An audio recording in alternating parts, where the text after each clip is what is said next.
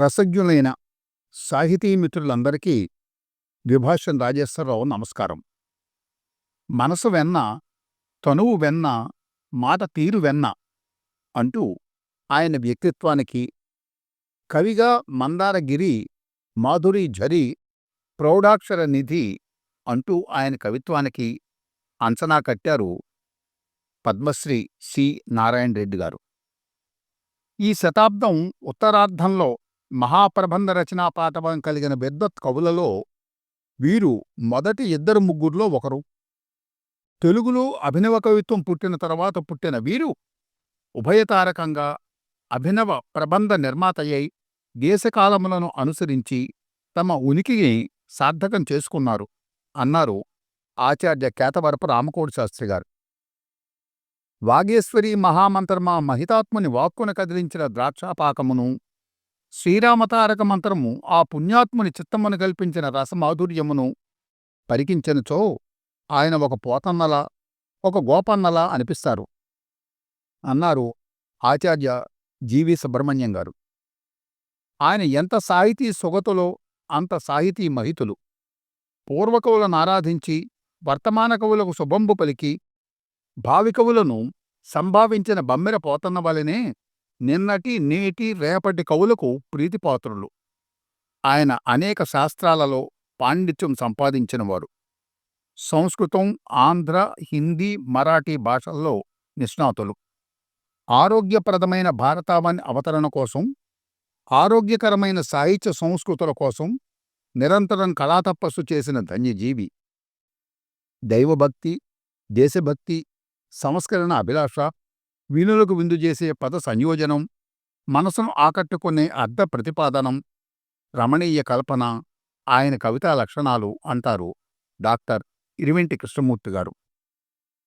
వీరందరిచేత అంత గొప్ప ప్రశంసలు పొందిన వారే అభినవ పోతన, అభినవ కాళిదాసు, మహాకవి శిరోమణి, ఆంధ్రకవి వతంస, మధుర కవి, కవి కోకిల వంటి బిరుదుములు పొందిన శ్రీ వానమామలై వరదాచార్యులు వారు. శ్రీ వానమామలై వారు 1912వ సంవత్సరం ఆగస్టు నెల 16వ తేదీన వరంగల్ జిల్లా మడికొండ గ్రామంలో శ్రీమతి సీతాంబ, శ్రీమాన్ బక్కయ్య శాస్త్రి పుణ్యదంపతులకు జన్మించారు. తండ్రి బక్కయ్య శాస్త్రి ఆంధ్ర సంస్కృత భాషలలో ఉద్దన్న పండితుడు. ఆచార్యుల వారిది భక్తి, జ్ఞాన, విజ్ఞాన విశిష్టమైన పండితమంశము.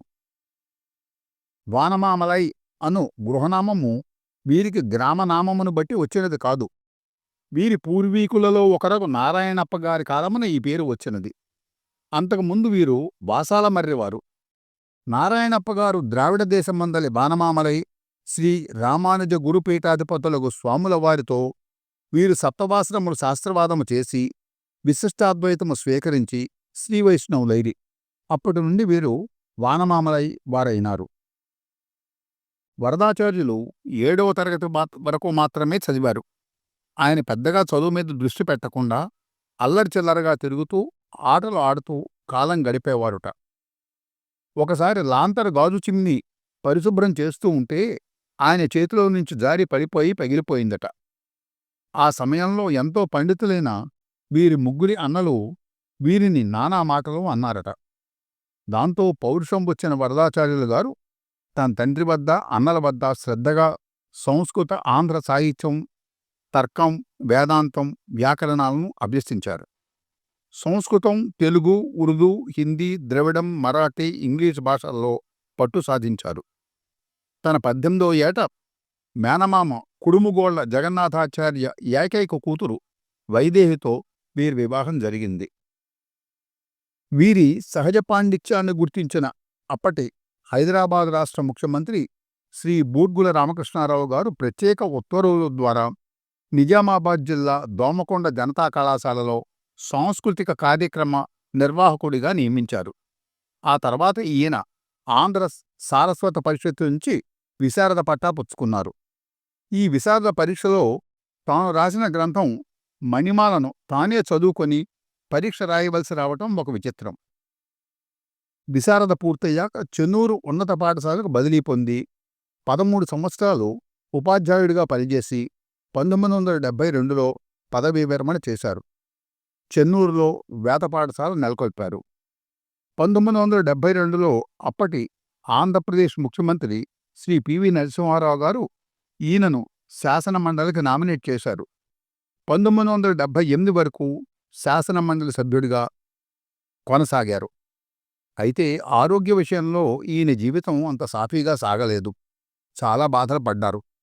క్షయవ్యాధి పీడితులై మైసూరులో 1949-1953 మధ్య చికిత్స పొందారు. ఆయన ఊపిరితిత్తులకు 10 సార్లు ఆపరేషన్ జరిగింది. ఒక ఊపిరితిత్తుని తీసివేశారు. ఒకదానితోనే కడదాకా జీవించారు. ఒక వంక ఎంతో అనారోగ్యంతోనూ, మరో వంక ఎంతో దరిద్రంతోనూ బాధపడుతూ కూడా సుమారు 60 వరకు కావ్యాలు ఈయన రచించారు. బూర్గుల వారి ప్రత్యేక ఉత్తర్వుల ద్వారా సహాయం అందిన తర్వాతే వీరి జీవితం ఆర్థికంగా కొంత గాడిలో పడింది. ఆహ్వానము, పోతన చరిత్ర, జయధ్వజం, భోగినీలాస్యం, కూలిపోయే కొమ్మ, మానవులంతా మనవాళ్లే, అలంకార శాస్త్రం, సత్యమేవ జయతే, పెద్దల చదువు, సూక్తి వైజయంతి మొదలైనవి వీరి రచనలు.